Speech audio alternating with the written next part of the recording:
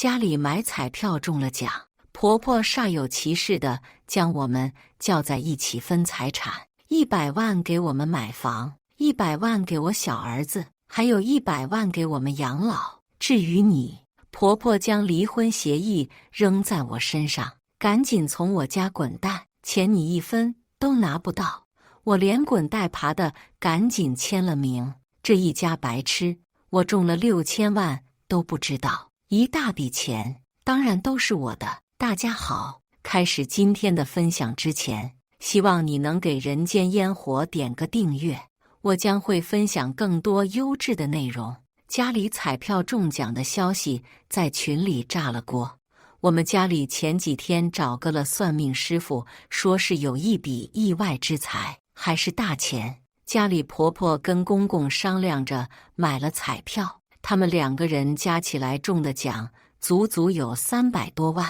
我高兴地给老公打去了电话，告诉他看中的那套房子终于有着落了，却不想老公直接一盆冷水泼在了我身上。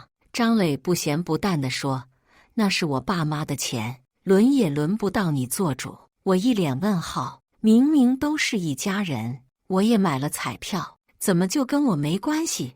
我不明所以地给婆婆打去了电话，她的口气跟她儿子的如出一辙，还没兑奖就惦记上了我家的财产。别忘了，我还有个小儿子呢，当初让你把你那套不用的房子给我儿子当婚房，你不愿意，没想到你还有今天吧？我愣了愣，好，破案了。原来他们根本不知道我买的彩票也中了奖，甚至金额比较大，300万的彩票就让他们嘚瑟上天了。我本来还想着用我彩票的这些钱给老公换个房子，现在好了，还换个吉帽啊！人家把我当外人仿着呢。为了保险起见，我开车回家，打算把我的彩票拿走，防止被发现，停到地下车库。刚要下车，就听见一道男音，他一边等电梯，一边志得意满地对着电话说：“放心吧哥，不就是你俩的婚前协议吗？我能找到，什么所有财产都是夫妻共同财产，那臭娘们还想分咱们家的财产，简直是白日做梦。”这人是张磊的弟弟张理想，整天好吃懒做，游手好闲。今天张磊在医院值班，晚上才回来，看样子是嘱咐了他弟弟溜进我家盗取我们婚前协议的。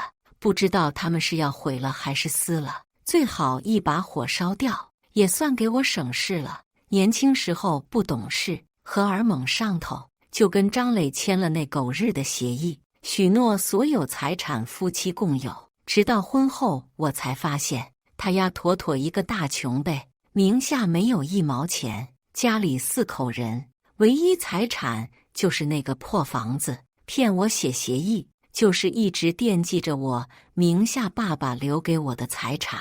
这不前一阵，婆婆一家浩浩荡荡地杀过来，说小叔子结婚没婚房，要用我的钱跟房子娶媳妇，我二话不说的拒绝，这一家子就把我记恨上了。张磊及公婆被我勒令不许上门，我和张磊的夫妻感情也因此受到影响。现在他们以为中大额彩票的是自己，就狗尾巴翘上了天。这要知道中6000万的是我，还不把我杀了？我屏息偷偷躲在墙后，将家里的摄像机调成录制，直到张理想走了，我才摸上去，从厨房的集成吊顶里拿出了我的彩票。老张家团结一心，只有我一个外人，这一家子想必不能让我消停。今晚我准备住我妈家，我给他们召开第1次全家会议的机会，看看他们能做出什么妖。我妈上时尚国度假去了，家里只有上大学的弟弟，弟弟是我妈再婚后生的，我们的感情一直都还可以。他听完我的遭遇后，差点没直接啐我脸上。家里不缺房子，不缺地，经济自由的小家碧玉不当，你非跟个穷光蛋玩什么纯爱？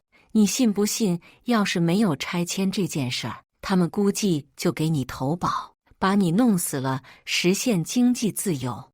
你没看到新闻上又出了一件杀妻骗保案吗？亲手把妻子推向海里，多缺德呀！我被弟弟骂得抬不起头，对着手指嗫嚅道：“这不是张磊眼睛长得有点像我初恋吗？我初恋在我大学的时候就走了，我想他。”弟弟一把把我从沙发上拽起来，缺爱的内核是男人经的少，上夜店摸几套腹肌，你就发现你啥也不缺了。听弟弟的，我偷偷摸摸换了彩票兑奖，捂得严严实实。还有记者想要采访我，一直对我拍个不停，我把脸挡得死死的。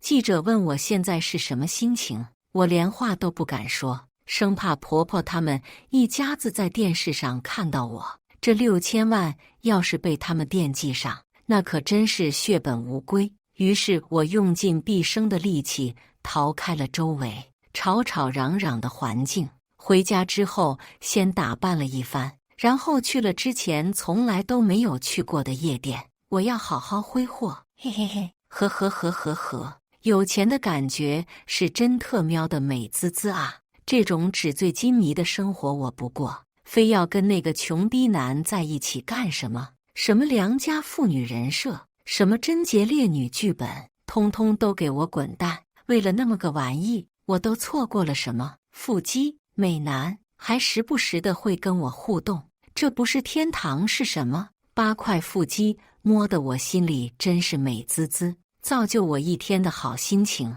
至于回家时，还勾着唇角，意犹未尽。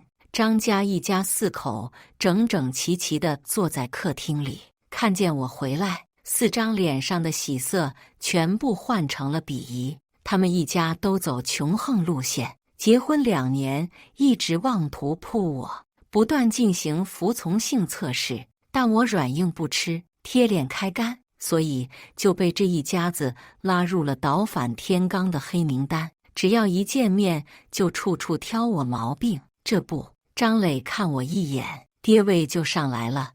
文书，你昨天为什么不回家？我皱眉，说的好像你回家了一样，自己都做不到的事，凭什么指责我？张磊在父母和弟弟面前被我戳了面子，直接撂下脸道：“我们能一样吗？我是男人，不回家是正常的。”我呵呵冷笑，谁知道你是不是值班？我又不是你肚子里的蛔虫，谁知道你每次值班裤子是不是好好的挂在腰上？够了！公公喝骂一声：“柳文书，你这样的泼妇，嘴里没个把门的，到底有没有教养？你也配当我张家的儿媳妇？”我简直是气笑了。爸，你媳妇可比我没教养，她年轻的时候跟婆婆上手打，我起码连骂都没骂过吧，还让她经常蹭吃蹭喝。众人的眼睛齐刷刷地落在了婆婆手里的车厘子上，两口子馋得要死，每次来都从我的冰箱里划拉好东西，海鲜补品连吃带拿，将一堆堆自己挖的破野菜塞里头，美其名曰不白吃我的。就连这死贵的车厘子，我一口都没吃上。我略微说几句，婆婆就哭天抹泪的说我看不上她，糟蹋她的心意。我不允许他们上我家来之后，想必诉了好一阵子，才进门就跟闹饥荒似的磕了一桌子。听我这么说，婆婆脸上有点尴尬，又舍不得这好东西，忙着吃了2口，最终还是不情不愿地放下了。就这样，她嘴上也没饶了我。我没有亲家那么好命，2嫁找个好人家，又有闺女贴补，整天出去旅游吃好东西的，我张嘴就顶上。小叔子，你听见了吗？妈觉得你废物，让她天天吃糠咽菜。说来妈也真是命苦，嫁的不行，生的也不咋的，连饭菜都得吃儿媳妇的。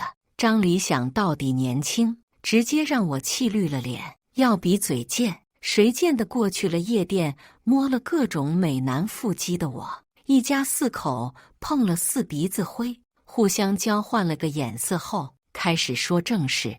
公公咳了一声，现在咱们彩票中奖了，今天咱们聚在一起，就是先扎一把预防针。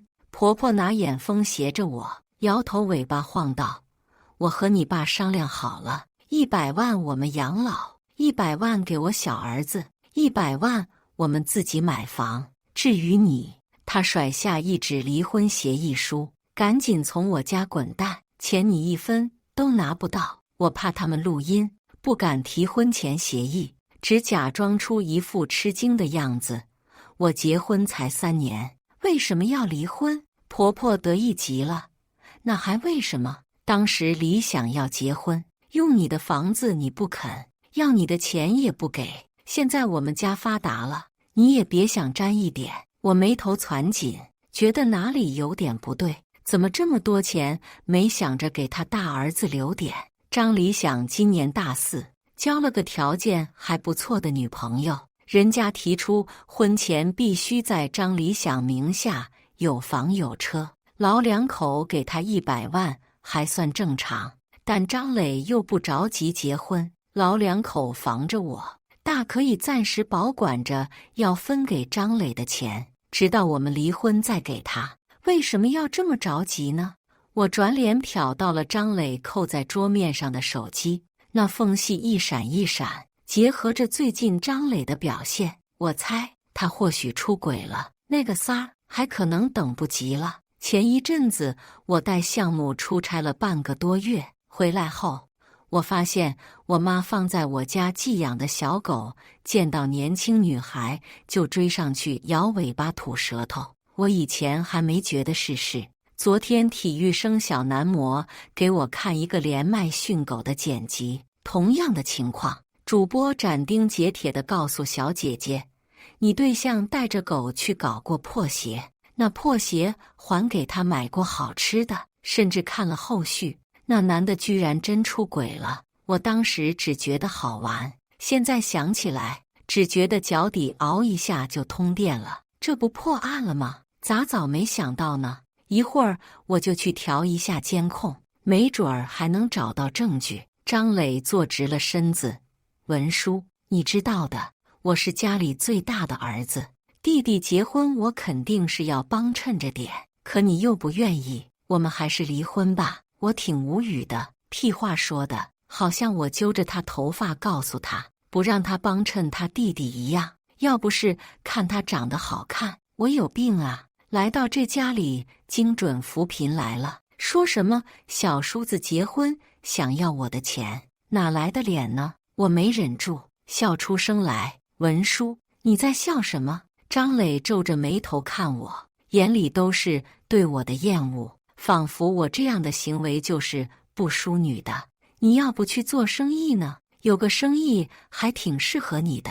我说的话简直前言不搭后语。张磊疑惑地看着我，你可以去做这个世界上最大的脸皮供应商。秦始皇当年建长城，你没在现场，还真是给他面子。你更适合自产自销。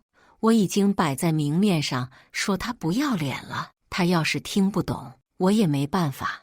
我还是低估了张磊的智商，他几乎是一瞬间就听懂了我话语里的意思。你柳文书，我告诉你，当初你没掏钱帮衬我弟弟这件事情，我会记你一辈子。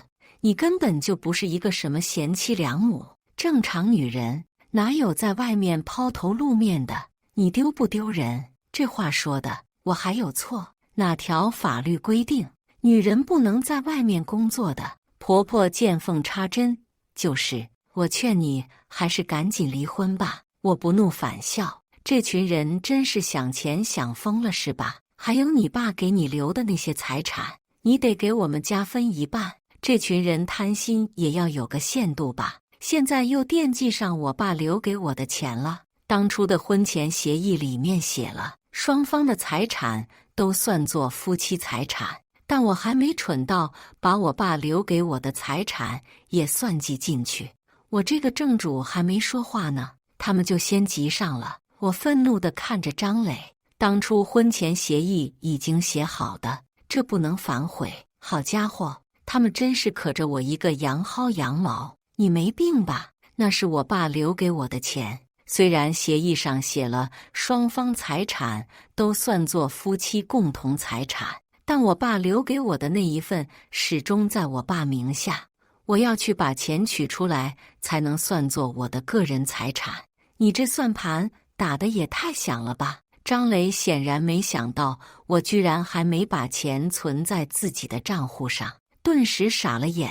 他此刻有些犹豫，张理想看到他犹豫的神情，凑近他的耳边，咬着声音说：“哥，贝贝姐那边有点急，他爸留给他的能有几个钱？别耽误了大事。”我耳朵动了动，贝贝姐，贝贝就是那三儿的名字吧？等不及，难不成是有了？张磊怎么能有呢？上次体检报告还在我车里，明显的数量还行，质量完全不行啊！哥俩这样似乎也提醒了他们的爸妈。柳文书他爸给他的钱估计也没多少，就算拿了也没用，不如就这样吧，赶紧离婚吧，别拖来拖去得了。张磊权衡利弊了半天，最后一咬牙一跺脚：“行，离婚吧，你那点钱也不跟你计较了。这么多年，你也一直是大手大脚的，万一以后欠了债，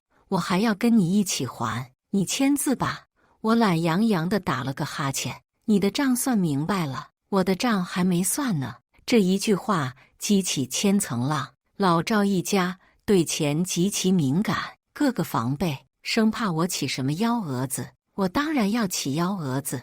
我笑眯眯道：“这么多年，我的钱全炫到嘴里，你跟着也吃了不少，这我就不跟你算，就当请你了。毕竟你家务活干得不错。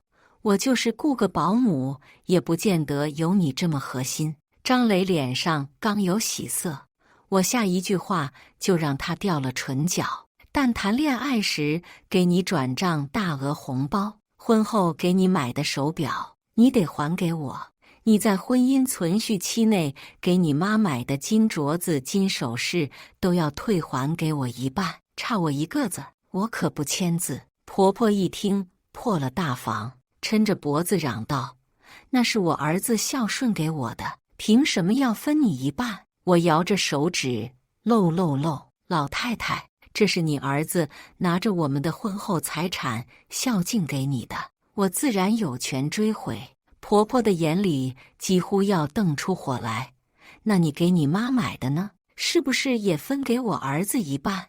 我似笑非笑地看着张磊：“来，小磊子，你说说这些年我给我妈买什么了？”张磊脸上青白交加，一句话也说不出来。他妈看着儿子，一脸不服气：“儿子，你说呀，你不说你挣钱了吗？这些年你给文书他妈买的东西，一条条的都列出来。”我贱兮兮的凑上去火上浇油：“老太太，她不敢说，她身上穿的大牌全是我妈买的。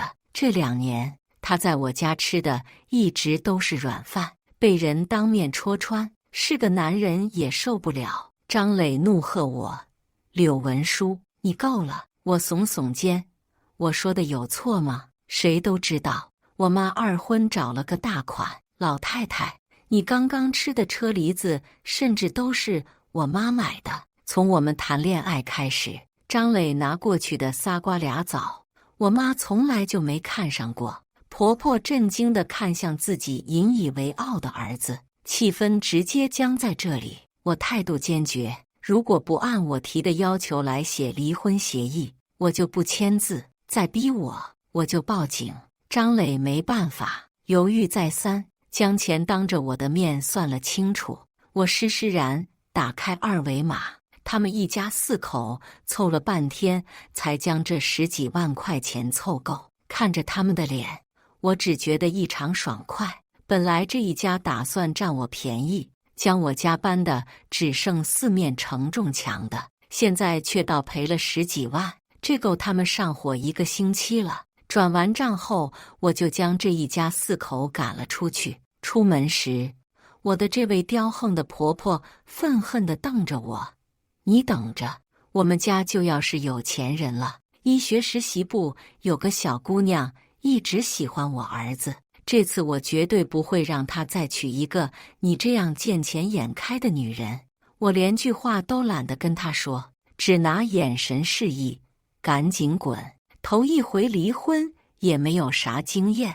第二天，我们带着户口本、身份证和结婚证去了民政局，填写了离婚申请书，也收到了回执单。喜提冷静期30天，然后我就赶紧去夜店，又玩了2把。我心里美滋滋的，因为我知道官方的通报马上就下来，我这个婚肯定离不成。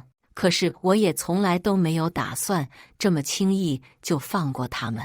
到了第27天的时候，官方通知下来了，婆婆一家子傻了眼。张磊扑通一下跪在我面前，他们的彩票是假的，那一批都是中奖号码，只有我的才是真的。我的身影上了电视，虽然捂得严实，但他们还是认出来了。文书是我糊涂，这个婚咱们不离了。他摇着我的膝盖，狗一样乞求。我那天也是让我妈挑唆的，一时昏了头。你别生我气。彼时我正在腹肌小哥哥的直播间疯狂打赏。张磊看着那一堆的跑车、机器人，敢怒不敢言。见我不为所动，只得又换出一副好面容来哄我。文书，你别跟我妈一般见识，再给我一个机会，咱们还像以前那样，我家务全包，还每天伺候你洗脚。我一想，可以呀，正好我想把这个房子里里外外大扫除一遍呢。他既然这么想干，我为什么不成全了他？这样我表面上装着迟疑，期期爱爱的也不说，好也不说，漏。张磊向来会表现，撸胳膊挽袖子就开始干，直到累得腰都直不起来了。他还得进厨房去给我炒明白4菜1汤。他最会伏低做小表现自己。从前我不是看不明白，只是父母离婚后，我不愿意去继父家住，妈妈就给我在学校附近雇了保姆，帮助2头跑的他来照顾我的起居。家庭中父亲的长期缺失，让我对居家型男人有变态一般的偏好。我总觉得这种男人一定不会离开，所以选择了张磊。谁成想，男人就是男人，长着那玩意就跟长着苍蝇翅膀似的，谁都想飞。只是他吃屎都不找堆明白的，还什么医学实习部的小姑娘。我叫弟弟去调查，原来是学校后借卖衣服的精神小妹，在酒厂上妆实习，败坏高知女性的名誉罢了。我就说现在小年轻个个精挂，哪还能让张磊这么容易就遇着个比我还瞎的？在他围着厨房忙活时，我悄悄打开他的手机。张磊设置了多层密码，甚至谨慎到不输入指纹，生怕自己睡着了、喝醉了。我拿他的手解锁偷看，但他没想到我早就在家里装了监控。他的密码我已然了然于心。他和小三聊天记录挺刺激的，意图谋杀我的界面赫然在列。再等等，这个臭娘们狂不了多长时间了，搞到了财产我一定弄死他。那边捧场的说着，哥哥好棒，我就知道你一定能带我吃香喝辣。我闲着无聊，代替张磊激情装杯，明天我就弄点毒药来，我疼不死那贱人。小三那边缓缓打出来个问号，哥哥，你不是说你要给他投高额保险，3个月后带他去爬山吗？你这样的话，他会起疑心吧？我一听，张磊谋杀我的计划都已经拟定好了，这不就是新闻上的？这翻脸不认人的速度，比男模脱衣服都快。我赶紧道，我心里总是不甘，压我这么多年，我不想给他痛快。小三回复，可你景区的票也订了，你要找的推他的人也已经付了定金了，你让我买的作为暗号的帽子和衣服我都下单了，就是按照你老婆的尺寸买的呀。要是顺利的话，我们一定能在拆迁房下来前结婚，你儿子可等不住了。我的天哪，这俩人脑子是不是秀逗了？到底懂不懂法？我的第一继承人还有我妈呢，他们想把拆迁的房子都拿到手，也不可能啊！难不成他还想把我妈杀了？我双手翻飞，打上了一行字：这个女人仗着他妈嫁了个大款，就瞧不起我们。你不知道我有多恨他妈，和他一样，狗眼看人低。那边发来了一个摸摸头表情包。你不是已经把他妈车库里的刹车线弄松了吗？早晚有一天他们都得死绝，快别生气了。我真是把人想好了，原来我以为他顶多恶意借款，这样债务就是夫妻双方的，让我一辈子替他还账。搞半天人家直接玩大的，要去我留房。这小三的脑子是不是进水了？张磊一心想着谋杀妻子，他还能捧住臭脚，满屏的哥哥，你居然能为我杀人，你好棒，我好爱你。我又套了几句话，将这些东西都截图保存了下来，发给了弟弟，让他去地下车库一检查，然后将我和小三的对话内容一条一条的删了，把张磊的手机放回了原位。10分钟后，弟弟回复家里3辆车刹车线都被弄松了，还有一边的轮胎被故意放了气，这都不是冲着我妈，而是为了弄死他一家子去的。谁也不知道谁会开哪辆车，刹车线加上被放了半轮气的轮胎，弟弟一家不知道哪一天会命丧黄泉。弟弟要过来提刀宰了张磊，我替他选择了生不如死。我将计划发给弟弟，他回复了个 OK 的手势，我就又躺回了沙发上，继续刷我的男模。张磊热情地叫我起来吃饭，我当然不敢吃张磊给我做的饭菜，谁知道它里面有没有毒？所以在张磊将那4菜1汤端上来后，我并不动筷子，眼睛还是不离开手机，心里祈祷着弟弟快点来。起了杀心的人是不能刺激的，谁知道他能干出什么事来？张磊心里急，又不敢催我，只得耐下心来哄着。这时候门铃炸响，我的救星来了，弟弟大咧咧地闯进了我家。张磊见到他立刻没了好脸色，弟弟的条件比我还好，没少巴结他，但弟弟嘴比我更毒，把他一家子从上到下狠狠地嘲笑了一番。所以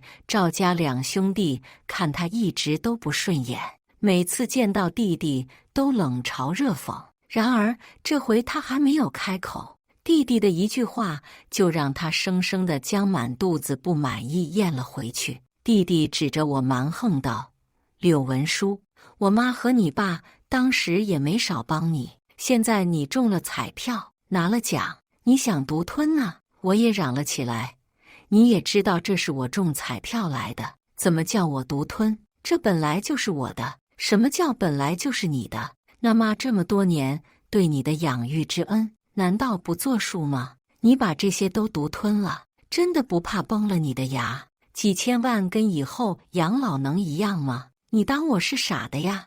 我还跟你一荣俱荣，一损俱损。你是我爹生的吗？我就要给你沾光。我俩唱作俱佳，一声吵得比一声高，眼看就要动起手来。张磊好像一直站着的黄鼠狼，看看这个看看那个，眼睛叽里咕噜地转。弟弟顺势掀了桌子，张磊做的饭菜撒了一地。我一瞧他动了手，也上去撕抓。张磊赶忙拦着，拉扯间，我抄起一个酒瓶子砸到他脑袋上，弟弟直接一脚把他踹到了满是碎瓷片的饭菜里。张磊住院缝针了，换婆婆来伺候我。200平的房子每天打扫干干净净，我的衣服他都主动手洗。我不在家吃饭，他也不敢碰我冰箱里的食材，每天都给我洗脑。文书啊，你和雷子好好过，妈以后就好好伺候你们，以前的事咱就不提了。我看着他眼睛里闪着金光，就知道他憋不出好屁。在医院的时候，张磊跟婆婆了没少说我坏话，俩人脸上的神情我到现在都记得，那是真恨不得我去死。她甚至跟婆婆说了她的计划，妈，我现在一定要讨她的欢心才行，这样她才能不跟我离婚。那6000万我们不能放弃，我付出了这么多，贝贝现在怀孕了，我应该给她更好的生活，而且柳文书离婚之后也不一定能找到下家。婆婆满脸都是对儿子的担心，贱女人，把你弄进了医院，妈一定不会放过她的。看我不给她脸色看，还真对不起我陈秀萍。婆婆本身是打算找我算账，但是却被张磊给拦下来了。妈，你这段时间一定要对她好，给她做好吃的。我这里有一瓶药，能让她气血不足、虚弱不堪。到时候我们还不是为所欲为？张磊脸上的神情阴冷的可怕。我把这一切都偷偷录下来，家里的监控也证实了婆婆给我下药，但她做的东西我是一口也不吃，都是称婆婆不注意偷偷倒了。张磊知道我不吃也不着急，反正他有的是办法让我去死。很快张磊就出院了，购买的大额保险也在生效日期。这2天他们对我的态度越来越殷勤，我感觉到他们可能是真的要动手了。我偷偷地联系了弟弟，将所有的证据发给他，并告诉他到时候我会给他发消息。他还是担心我，但我艺高人胆大，从来不怕这些，就怕他们憋着。张理想在饭桌上贼眉鼠眼地看了我2眼，又看看他哥，然后把手机拿出来。我上2天中奖了，说是2日游，去爬山，还是著名景区的，我们要不去看看？一家人都去，我顺便带上我女朋友，她想去很久了。说完又看了看我，嫂子，你到时候跟着一起呗。2个年轻女孩有话题，我怕我女朋友跟着我觉得无聊，行吗？张理想的目的实在是太明确了，我想装傻都不行，但这个我喜欢。比起他们在背后偷偷计划，我更喜欢这种直来直往的方式。好啊，难得你还想着我，你都开口了，我还有什么理由不去？答应了他的请求之后，他们一家子人都松了一口气，像是生怕我不答应。第2天开始收拾东西的时候，我就看见张磊背着我神神秘秘的在搞一些什么东西，但我丝毫不关心。马上事情就要有个结尾了，这个时候关心也没什么必要，他顶多也就是拿一些作案工具而已。甚至他让他妈给我下的那瓶药，我也已经拿到手了，他妈到现在都以为是自己用完了。来到景点处的时候，张理想还没有到，说是他女朋友在闹脾气，不知道为什么2个人大吵一架。张磊在这个时候突然出声，要不我们先上去吧，老是等在这里也不是回事儿，都不知道什么时候他们才能过来，要是错过风景可得不偿失。而且我们这些东西也要提前先放在酒店里，背着这么多也不方便。看着张磊的神色，我忽然就明白过来，张理想只是找个借口把我约过来。至于张理想来不来，估计家里人是不让他趟这趟浑水的。女朋友估计也是个借口，或者说根本就没有中奖。他们这一环扣一环的，还真是连接紧密。要不是我提前有心眼，估计早就已经被骗过去了。来到酒店之后，我收拾了一下东西，拿上了手机。不确定他们什么时候动手，我也不敢轻举妄动。